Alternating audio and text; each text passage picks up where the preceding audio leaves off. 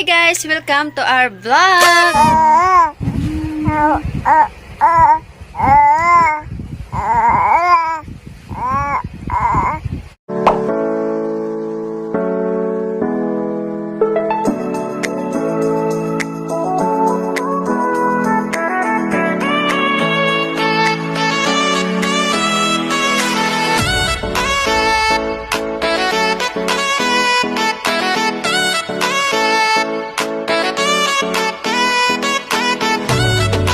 So, andito pa rin po kami sa amin sa Batangas. So, sa isang araw pa kami uuwi sa Taal. So, today, samahan nyo muna akong paliguan si Charmaine sa maliit na pool.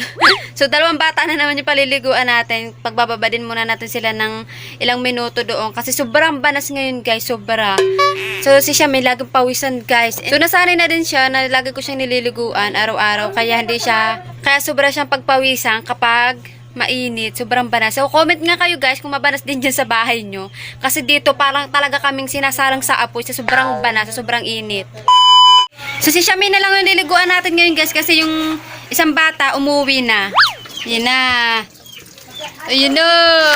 So, lalagyan siya ng baby oil. Ganun talaga pag bata pa. Kailangan bago maligo, tapos magbababad sa tubig. Lagyan nyo guys ng baby oil.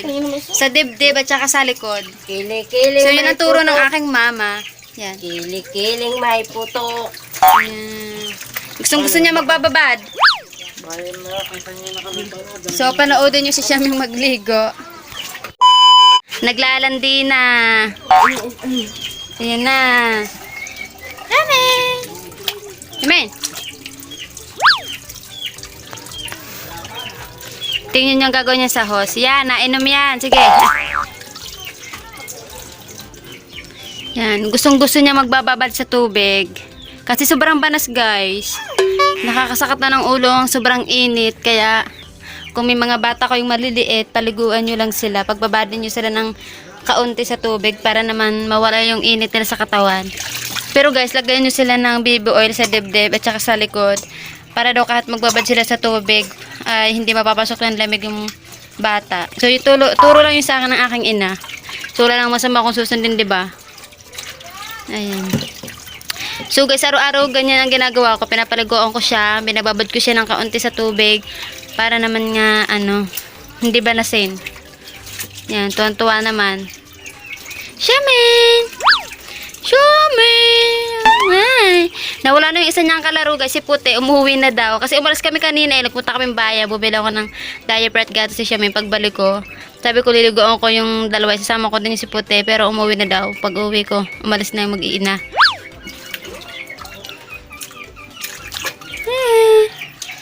Yeah! Yeah! Sarap ng tubig, guys. Sobrang banas.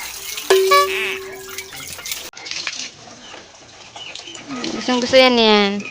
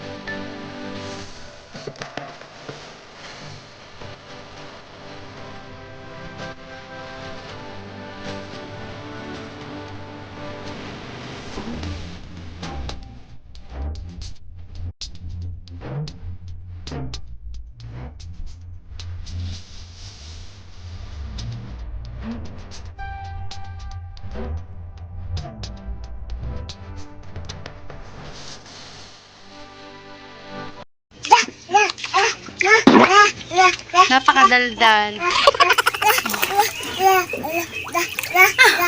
Ano sinasabi mo? Ba? Ano kaya yun? So, mamaya na lang ulit guys kapag babanlawan na natin siya. Kasi alangan naman buong vlog natin naliligo si Shamin sa swimming pool. So, mamaya na lang ulit guys.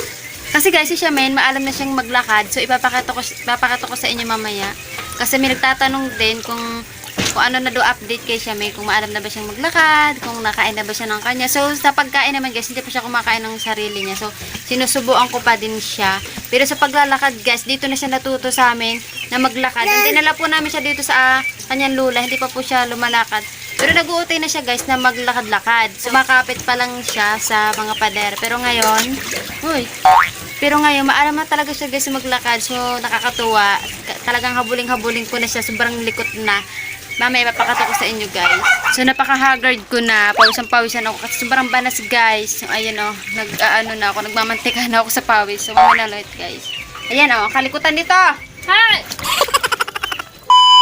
So, binanlawan ko na guys si Shamin kasi bawal din naman na magtagal sa tubig. Baka lagnatin siya or sipunin. So, ayun na nga guys. Sabi ko sa inyo kanina, ipapakita ko sa inyo kung ano ng update kay Shamin na maalam na nga siyang maglakad. So, ipapakita ko sa inyo. Sobrang bilis na. Tumatakbo na po. Shamin! Lika! Tana! Tana! Tana, dali, Tana! Ayan, ayan. Ayan! Magaling na siya maglakad. So, dito na siya guys, natuto ng paglalakad sa amin. Nung dinala namin siya dito nga, katulad na sinabi ko sa inyo kanina, hindi pa siya maalam maglakad. Pero ngayon, ayan na siya, oh. Napakabilis na. Tumatakbo na. Napakalukot pa. Yan. Iba-iba naman ngayon yung init kapag naliguan. Hindi na siya gaanong babanasin. Buti guys, hindi sobrang init ngayon. Katulad kahapon na para kaming binabangi sa sobrang init. So, ayun, oh. Nakikita si Miss Pudong, si Marites. Marites! Marites! So, wala na yung ginawa kundi maglikot na maglikot.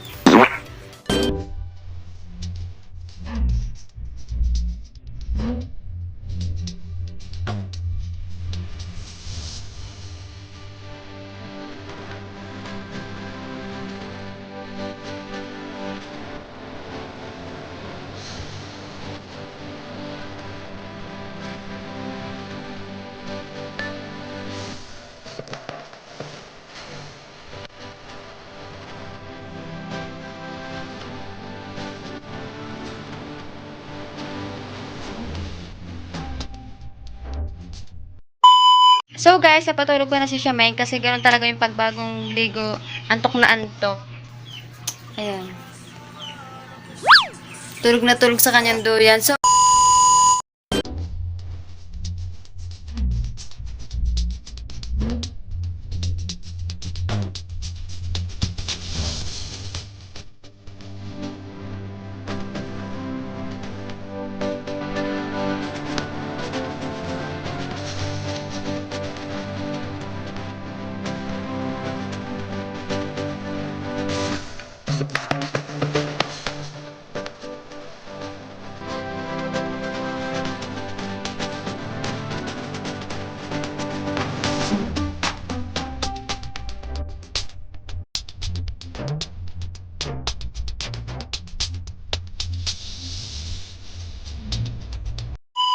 So, that's all for today, guys. So, ito muna ang ganap natin today.